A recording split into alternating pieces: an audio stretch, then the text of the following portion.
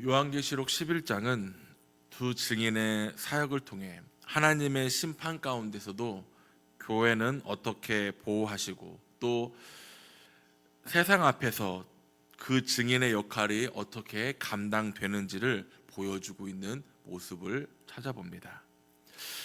본문에는 측량이라는 행동으로 시작을 합니다. 이것은 단순한 건물의 측량이 아닌 하나님께서 자기 백성들을 구별하고 보호하시며 또 심판의 대상에서 제외시키는 상징적 행위임을 찾아봅니다. 요한은 지팡이 같은 갈대를 받아 성전과 제단과 그 안에서 경배하는 자들을 측량하라는 지시를 받습니다. 여기서 중요한 점은 하나님의 사람을 포함하여 측량한다는 사실입니다. 단순한 공간이 아닌 예배하는 사람들이 하나님 앞에 보호의 대상이 됨을 가르쳐주고 있습니다. 그러나 성전 밖 마당은 측량하지 말며라고 하며 이방인에게 내어주라고 하십니다.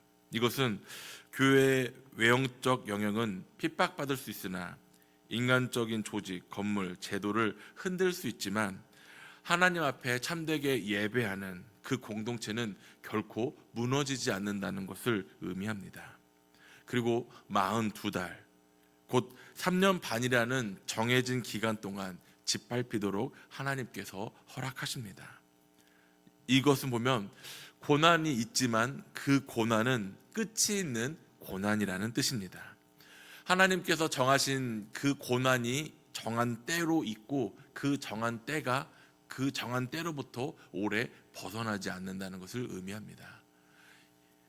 우리가 신앙생활하면서 고난이 동반된다는 말을 수없이 많이 들어보셨을 것입니다. 하지만 고난받는 입장에서 그 고난이 결코 쉽지 않고 버겁기만 합니다. 그러나 우리가 기억해야 할 것은 그 고난이 하나님께서 정하신 때가 있고 그 기한의 끝은 반드시 있다라는 것입니다. 그렇게 우리는 오늘도 그 말씀을 붙잡으며 그 고난 앞에서 인내하는 믿음으로 하나님 앞에 나아가야 합니다. 하나님은 두 증인을 세우셔서 1260일, 앞서 얘기했던 3년 반이란 동안 예언하게 하십니다. 이 두 증인은 역사적으로 여러 해석들이 있지만 오늘 본문 속에서는 분명한 메시지를 나타내고 있습니다. 그것은 고난의 시대에도 교회는 말씀을 증거하는 사명을 잃지 않는다입니다. 그들은 굵은 베옷을 입고 있습니다. 이는 회개를 촉구하는 선지자의 복장, 눈물의 복장을 의미합니다. 그들은 감람나무 두 그루, 두 촛대라고 부르고 있습니다. 이는 스가랴 4장의 배경을 하는 표현으로 성령의 기름 공급을 받아 꺼지지 않는 교회를 상징적으로 나타내고 있는 것입니다. 그들의 사역은 정말 매우 강력합니다. 5절에서 6절을 함축해서 보면 입에서 불이 나와 대적을 삼키고 비를 멈추게 하고 물을 피로 변하게 하고 여러 재앙으로 땅을 치는 능력을 받는 모습이 묘사됩니다. 즉 하나님의 말씀을 증거하는 교회는 세상에 감당하지 못할 권세를 나타내고 있다는 것을 뜻하고 있는 것이죠. 교회가 핍박받아 보이는 것처럼 보이지만 실제로는 하나님께서 붙드시며 하나님께서 일하시는 곳이 바로 교회라는 것을 강하게 보여주고 있는 부분입니다. 이후 7절에서 14절에 보면 패배처럼 보이는 승리를 보여주고 있습니다. 이제 그 두 증인이 그 사역을 다 전하고 마쳤을 때 무저갱에서 올라오는 짐승들이 그들을 죽입니다. 말씀 사역이 완성된 후에야 공격이 허용되어진다는 부분을 보여주고 있습니다. 사명은 하나님께서 정하신 때가 있을 뿐 그 누구도 그 전에 그 사명을 빼앗지 못한다는 사실을 기억하시길 바랍니다.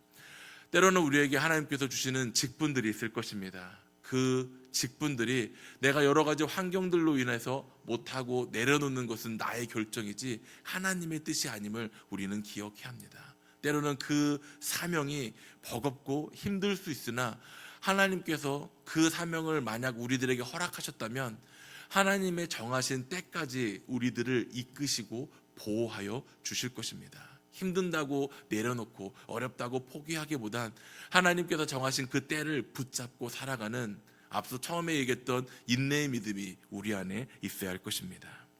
시체가 큰 성길, 곧 영적으로는 소돔과 애굽으로 불리는 곳에 시체가 버려집니다. 이는 세상의 타락함과 교만을 지칭하고 있습니다. 세상은 그들의 죽음을 기뻐합니다.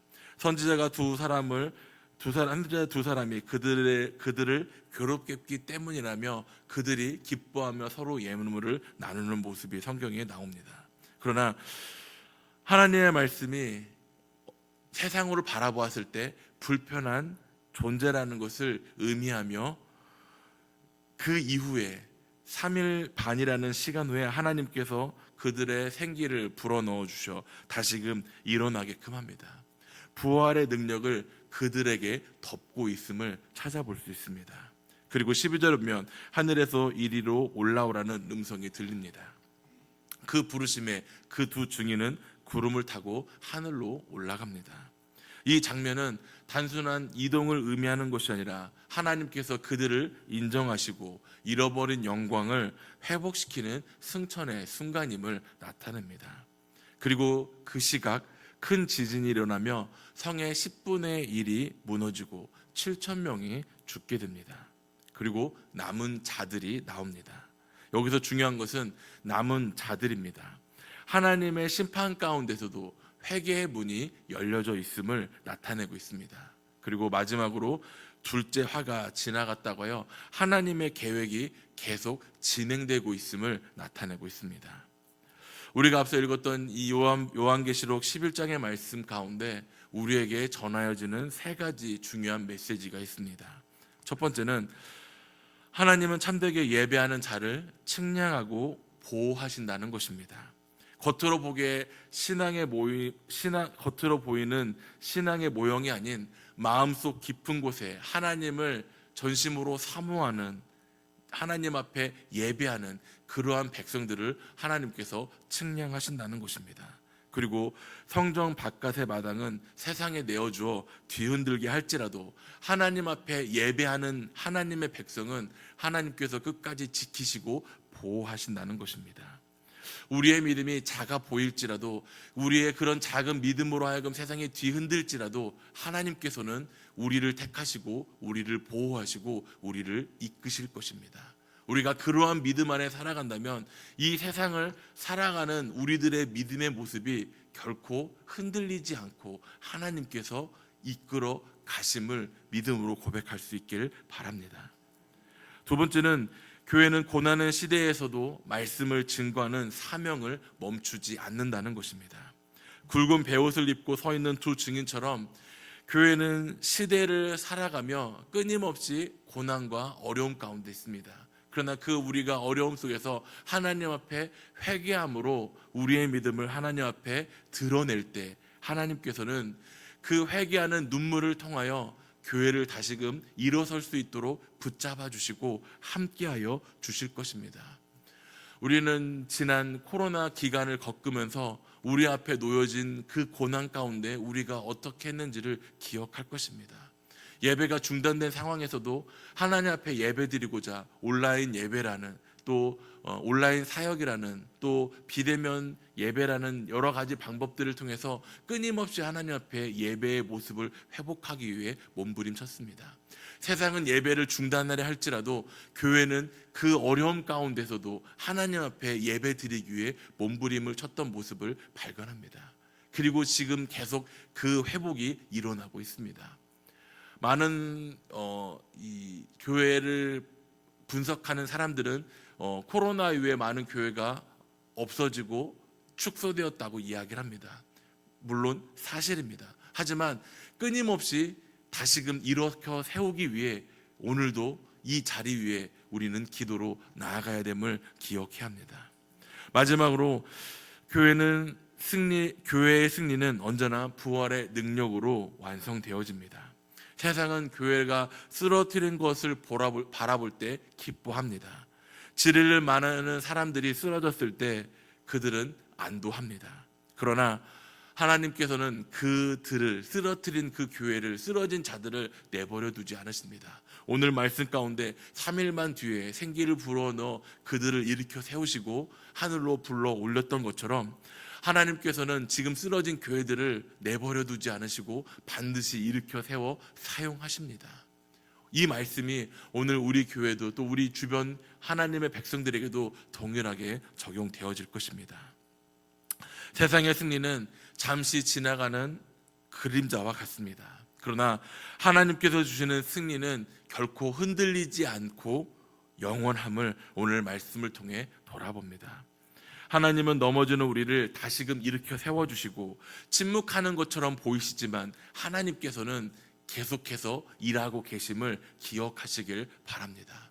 앞서 말씀드린 것처럼 우리의 신앙생활하는 가운데, 우리의 삶 가운데 고난은 끊임없이 찾아올 것입니다. 그러나 그 고난 가운데 그 고난이 하나님께 정하신 때가 있음을 기억하며 그 고난의 때를 내가 믿음으로 버티며 인내하며 나아갈 때 하나님께서는 다시금 일으켜 설 수 있는 힘을 주시고 승리할 수 있도록 하나님께서 역사하심을 기억하시기를 바랍니다. 비록 나의 삶이 버거울지라도, 기도할 때 그 기도의 문이 막힐지라도, 마음이 지쳐 예배하는 자리를 벗어나려는 연약한 모습을 보일지라도 말씀을 붙잡으며 기도하는 자리에 앞장서는 내가 될 수 있도록 오늘도 믿음의 마음으로 하나님 앞에 나아갈 수 있기를 간절히 소망합니다. 오늘도 이 말씀을 기억하시며 믿음을 품는 예배자로, 말씀을 증거할 수 있는 증인으로, 그리고 부활의 소망을 붙잡는 하나님의 택한 믿음의 백성들로 오늘도 그러한 믿음의 여정을 나아가시는 우리 여소 세주원교회 모든 성도님들이 되시기를 주님의 이름으로 소망합니다.